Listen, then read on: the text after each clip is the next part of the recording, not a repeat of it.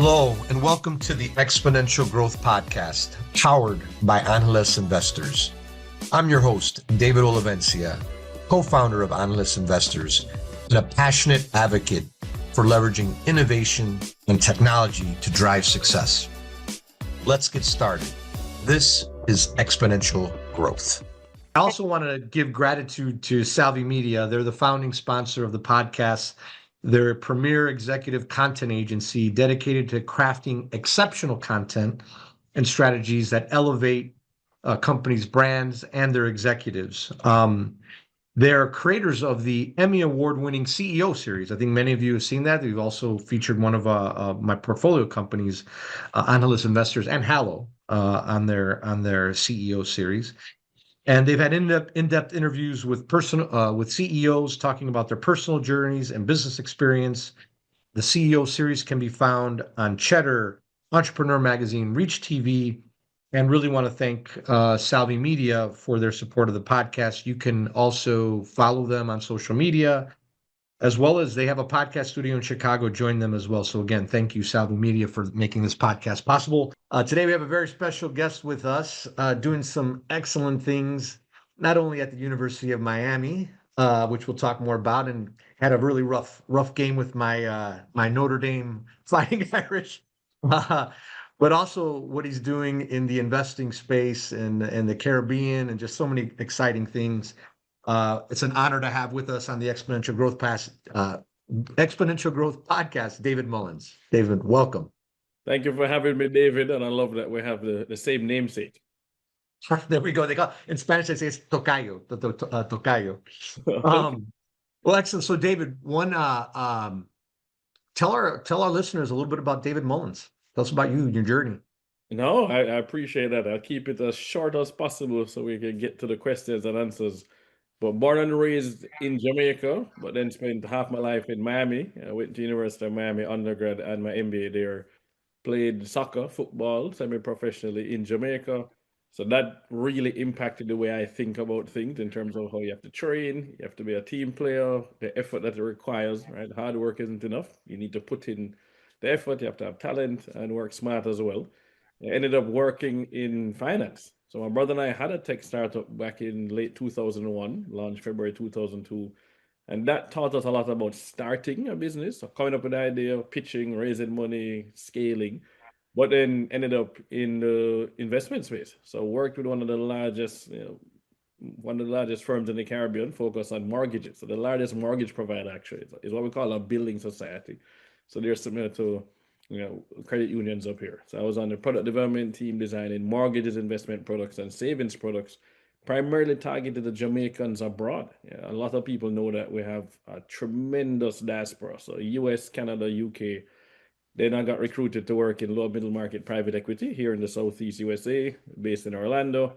And then from that, ended up working with a Black-owned hedge fund. So I kept seeing the investing world and decided that I wanted to create a vehicle that allowed retail investors to get exposure investing back home.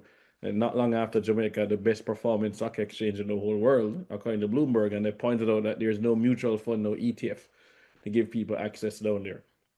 So studied Warren Buffett since 2001, even though Richard Branson's really my guy, I'll be honest. I can't. You're more Richard Branson than Warren Buffett. Okay. I definitely lead. I was studying Richard Branson since I was 15, so that's 1996. Ended up being forced to study Warren Buffett in 2001 onwards because of the private equity side of the world and where things were going and investing. So I have both, but I definitely am more aligned with Richard Branson. You can't help, in my opinion, get away from the entrepreneurship side of things. It's exciting, even when you're building a business, your own business. That's entrepreneurship. And the way he goes about it. Yeah. So no, amazing story. And maybe just one double click area, because I think it's pretty cool. What was your startup? What was your startup on? So it was called Random Media. We wanted to build a Caribbean MTV on the web. So the idea was let's build a website that allows people to come online and watch the music videos, see what was being done in the studios, and see clips from performances as reggae and dancehall was blowing up. So this is Sean Paul and Beanie Man, and then soca music, Machel Montano. And this is February 1st, 2002, we launched it. YouTube didn't launch until 2005. So wow, that's right. Early with video on the web, yeah. Cool. And then all kinds of lessons there as you kind of built Oh, up. Okay. So tons. you've had so Exponential Growth podcast, right? We believe that we are living in times of exponential growth, a lot of it being fueled by technology. What Mhm. in terms of what you see, what technologies are exciting you? What are areas that you're seeing for exponential growth, David? So I love that. I would say two of the key things we have been focused on. Obviously, everybody's talking about AI. So we have started to find ways to integrate AI into the business so that we can scale quicker. A lot of people, when they start a company, realize, wow, I can't just spend money hiring a whole ton of people. So we need to focus on efficiency. How can we be more productive? So using AI, whether it's to help us think through our marketing strategy and what we're going to post and how often, right? We can't afford the biggest marketing team. How can we go and do certain things on social media, for example, or using AI to help us with answering the phone, responding to people, creating talking points for our staff so we can quickly integrate a salesperson. So that for me is massive. And if you're not testing it already, you're in trouble because your competitors are already tested it. They're already in trouble. Exactly. Yeah, Right. So that's one. exactly. And the other one for me that we really see as something for exponential growth is actually leveraging social media for business. I think those of us who were born, right? I'm born in the 80s, so those of us in the 60s, 70s, 80s originally looked at social media almost as a waste of time or just a way to stay in touch with friends and family. I can see how old are their kids, have they graduated, just life events.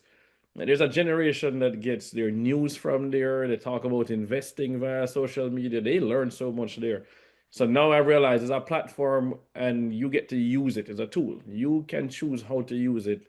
And I shouldn't be forcing everybody to interact with us in the way we want them to interact with us. We need to go where they are. So we've had to leverage social media for exponential growth. Yeah, no, it's amazing. It's amazing because I always tell people it's like you can get your message out instantly and globally, right? And you do, and you add value, right? You give those people out on social media value of a message, and they're going to resonate and follow you, and it makes life fun too, right? I mean, it's It there's does. a lot of junk out there. There's a lot of junk out there, but if you do that, it bodes it creates more success, right, for you. Yes, So. it does. It does. So okay, so Richard Branson, Warren Buffett, I kind of hinted a little bit about Caribbean and what you got going on there.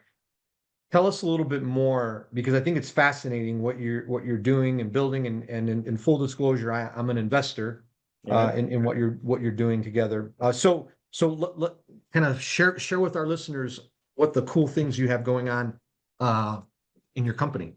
No, I love that. So with Blue Mahoe Capital, the focus initially was on solving one problem. There are Caribbean Americans who wanted to invest back home, right? They want to invest back home, but there's no vehicle that's audited, transparent, and ultimately is not liquid, right? You want something that's regulated, audited, transparent, and then liquid. So no mutual fund, no exchange traded fund. So even though Jamaica had the best performing stock exchange in the whole world for 5 years, with Vietnam as number two and the US as number three, they couldn't just easily go and buy that. They could buy an ETF for Vietnam, they could buy an ETF for Kazakhstan. And so we wanted to create that vehicle that would allow anyone to invest down there. And so the Jobs Act allows us to do that, regulation crowdfunding, regulation A. So we wanted to create an investment holding company. Nobody can create an ETF or a mutual fund. If we did a VC fund or a hedge fund or a PE fund, that's only for accredited investors. And I needed the 99% to invest. So that's what we spent the last 6 years working on, going through the SEC process, got a qualified offering, and started going last year. We reserved our ticker symbol. We announced that as IRIE for the NASDAQ. So we're really excited to execute the And next for our listeners, what is because I just learned what IRIE. IRE what does IRE mean for so, our so, listeners who may so not know what it means? when somebody in Jamaica says everything IRIE everything is okay, everything is all good, everything is great, right? That's really what it means. So IRIE, IRIE, made famous obviously by Rastafarians, people like Bob Marley. We hear that stuff. So it's a very common term in Jamaica. And we're really excited. We're not just investing in Jamaica, though. Yeah, we think of it as investing in primarily four Caribbean tigers. So Bahamas, Barbados, Guyana, and Jamaica. Similar to the four Asian tigers that we had 40, 45 years ago, the Singapores, the Hong Kongs, and so on. It's the same thing, right? The Caribbean is no different from India 25 years ago. It's the same exact problems that we have down there. We're just a little bit behind. We think that is a huge opportunity and overlooked market. It's a front yard of the United States. It's well known. It's not just about tourism. We have a growing middle class in a lot of these countries, improving GDP growth, better debt situation. Debt to GDP is going down in a lot of these countries. So it's freeing up space Wow. to invest in infrastructure. They need housing. They're doing roads and bridges. They need financial services, consumer packaged goods are growing. So we're really excited about that. And of course, telecommunications and IT, right? Data is going to be even crazier. They get to leapfrog in a lot of ways. So it's growing. We want to invest where there is growth. And yeah, Europe, for example, is fairly stagnant. The US has had stagnant economic growth for a while as well. So we present something different. But ultimately, the people who want to invest back home can't. And we provide a very simple way for them to do that. And then we want to list that on the NASDAQ. And then we can go from the public companies and the private companies to eventually help them with some of the earlier stage companies, right? We are not an early stage investor. We want to focus on profitable existing businesses, domiciled in strong long-term growth industries run by capable management. That's really where we want to start. Then we can branch out and help the smaller and medium-sized companies. Got it. Well, so there's a lot there, lot to unplug. Yeah, and we have, I'd say, a diverse set of audience, right? We have some people who are just kind of learning about stuff, and then we have some people that are, sophisticated in investments, technology, and private equity. So this is there's I guess there's two ways you can at least two ways you can enter the NASDAQ, right? You can do a direct listing or you can do an IPO. I believe there might be others, but I think those are the You main. could do a reverse merger into Oh a yeah, yeah, company as well, but for the most part, or like SPAC. Maybe SPAC is another I way. mean, technically, a SPAC is a reverse merger into a Yeah, SPAC as well. So yeah, those yeah. really are the three ways that you can get listed. And so in the IPO, you see them, they jump and they pop the bottle and do the big IPO, and it's very expensive. It's like extremely expensive, right? Direct is a little bit less expensive, a A less lot more cheaper. flair. Yeah, it's not even a little bit. It's a lot cheaper. Like it's 1/3 the cost. It's a lot cheaper. Yeah. So you're going the direct route, and then what you mentioned, it's the ticker will be IRIE. Yeah. So anybody who can buy public stocks, I guess, would be able to buy this one. Yeah, once we're There's listed. Before yeah. that, anybody can still buy, Oh, so we did a Reg CF last year, and anybody who's a US person could buy $10 a share, 500 minimum, and it has to go through a regulated platform, so an SEC regulated platform. So we need to file a Reg A plus paperwork. So we're launching what's called a test in the waters. People will be able to pledge $10 a share, $100 minimum to purchase, so 10 shares minimum.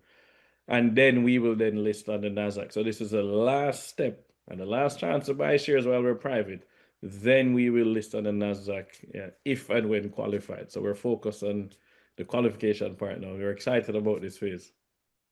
oh no, it's great. It's been a wonderful journey, and I'm glad to be a part of it. And then where would if people are interested in finding out more on that, where would they go, David?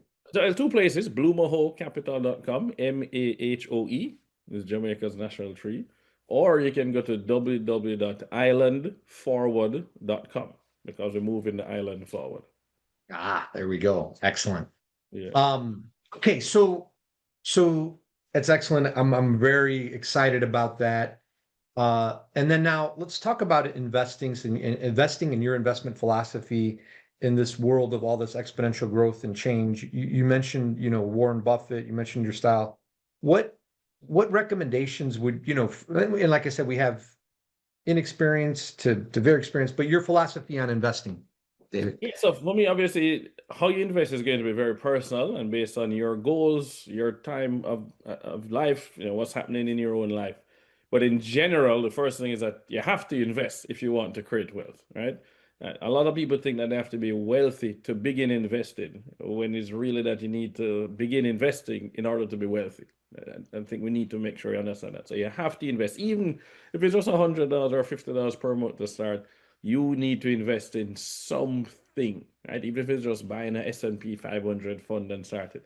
The second thing that I tell people is that they need to focus on either, if you don't have the time to become really good at something, then you should let an expert do it instead, right? So buying Berkshire Hathaway stock or buying an S&P 500 fund or an ETF nothing is wrong with that. You don't have to become an expert at investing. You need to understand the basics, but you don't have to become an expert. It's the same way that I go to somebody else to prepare my taxes. I pay an accountant to go and do our finances. I pay a lawyer to deal with the legal stuff.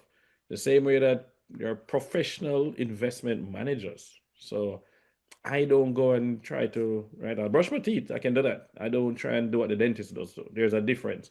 So to me, investing is like actually brushing your teeth, right? It's best if done regularly. But also, professional goes and does the professional cleaning every now and then. So put the money to work and read a few books. It's really not that hard to just read some books or watch some videos. I know that we can do that. Or use AI to summarize the books to understand the basics of investing. What is a stock? What is a bond? What is a dividend? Just understand the difference and go from there. And any books kind of your top two investing books? So definitely when we think about the books, I'm a big proponent of this one book called The Warren Buffett Way. I think is an excellent book. And another book that I think everybody should read, even if they don't plan to invest, is The Psychology of Money.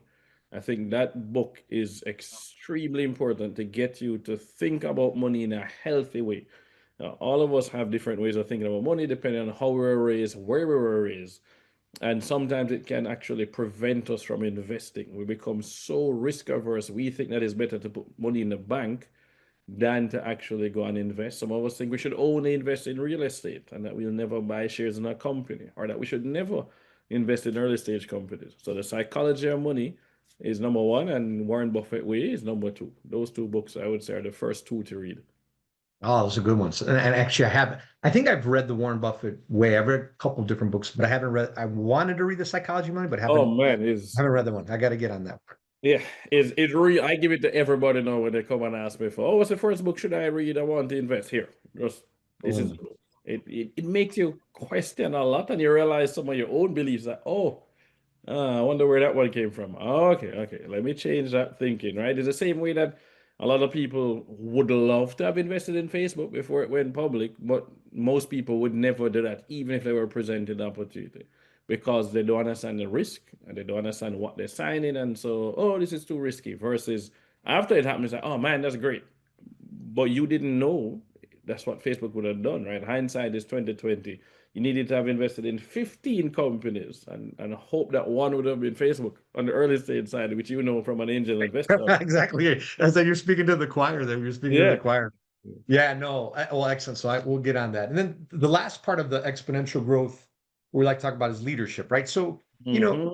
we're in times of all this change, right? AI is hitting hard, a lot of different technologies coming, social media, digital. What are some leadership principles that you think stand the test of the time, or how do you best lead in these times of exponential growth? I love that. So I think it's very important for us to recognize our strengths, our weaknesses, and our blind spots, right? As leaders, people expect us to actually know all the answers, and we need to be very upfront and say, actually, I don't know the answer to that. If you know the answer, or you know this topic, this area better than me, teach me. Be open, right? Leaders, in my opinion, are willing to learn. Get somebody who's a subject matter expert. So if you don't know AI and haven't been experimenting, find somebody else who knows more about it than you and let them train you and then train the team. So now you can show people, hey, I'm willing to learn. Leaders are not know-it-alls. They're know enough and know when to allow somebody else to come in and lead that part. So I think that's extremely important from the leadership standpoint. It cannot be I alone can fix it. But it does need to be I can lead this though, and this is a team that I'm building. So I think that's really important. Knowing your strengths, weaknesses, and then understanding blind spots and being willing to learn. That's important. The other thing too is I think that we've shifted to this leadership model that is more empathetic towards the people who work with us. It used to be do as I say. That really was, hey, we agreed on this, just do this, and that's it. Versus, hey, you know what? COVID really taught us. I don't need to stare at a computer every day and see in an office and you have to be in there for 40 hours. I am paying you for this outcome by this time. You can get it done in whatever way works best for you. So if you work best from 6 p.m. to 1 a.m., it's not my business. I really don't care. Here are the calls I need you on, but go and do what you need to do. and you work in the best way for you. If you work best at 5 a.m., please don't call me or message me at 5 a.m., but you do what you need to do. I think we have to learn to be more flexible as I think this is the first time we've had four generations in the workforce at the same time. We have boomers, we have Gen X, we have Gen Y, and now we have Gen Z coming into the workforce. And all of us work differently. All of us have different language. All of us have different expectations. So I think it's the most challenging time for leaders as we build teams and try and get them all to work together.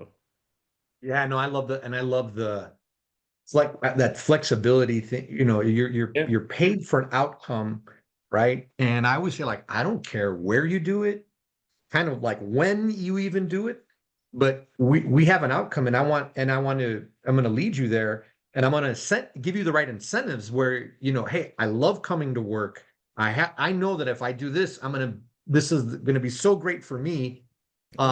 I'm learning every day, and so you know, so that anyways, I that totally and I think I don't, you know, you see these companies that are like mandating this go back to work. I think it's going to be tough to hang on to great talent. I think it's going to be tough, I but we'll see. and there are some jobs that I get it. You want people to be in the same place, bouncing ideas off each other. I get that. There's a time and place for that. I don't know if every single day is required. So yes, I might mandate two days in the office to really feed off each other. But otherwise, man, you need to do what's best for you and get away from the strict 40-hour work week. I was designed for a factory where we're just Yeah, doing our this. farms are For farms, factory and farms. exactly. Yeah. Yeah, this is a completely different economy now. Yeah, totally. Well, so I know you mentioned, you know, the Blue Mahoe and all that for the investing side. How would those listeners stay connected to you? What social platforms are you on? How do they follow you and stay connected to you? Easiest way is www.davidmullings.com, Mullings, right? So the British spelling. And then all my socials are on there. So whether it's Facebook or Instagram, LinkedIn, Twitter, I am most active on Instagram, and then LinkedIn would be number two. So those are actually the best places to find me. I do respond to direct messages. I love spending 15 minutes just talking with someone who has a question or a few questions about investing or starting their own business, or just they just want to bounce some ideas off me. I love giving feedback. I've made enough mistakes. I would rather somebody learn from my mistakes and repeat them. Oh, excellent. Well, I know you got a lot going on. You know, you're getting ready to launch this next round of funding for IRIE and then beyond. You know, and we didn't really mention this, but you know, you're on the board for the chair for the Miami, right? Yeah, so I'm the president-elect for the University of Miami Alumni Association, and that I feel like I work at University of Miami actually. I love it though. I love it. This school has been, you know, a great school. My dad did his master's there. My brother did undergrad and grad school. I did undergrad and grad school. So University, and they provided scholarships to me. So University of Miami helped to change the trajectory of my life, and I love giving back to the next generation of students. it's a great university, and I think there's more. It's just in such a strategic spot, and you know, with your leadership and the strong alumni, I continue to see it going in great spots. So, David Mullings, thanks again for jumping on the podcast. Look forward to staying in touch and celebrating with you as you reach these milestones with IRIE. Look forward to it as well. And thank you for everything you do, David. Really appreciate it. All right, thank you.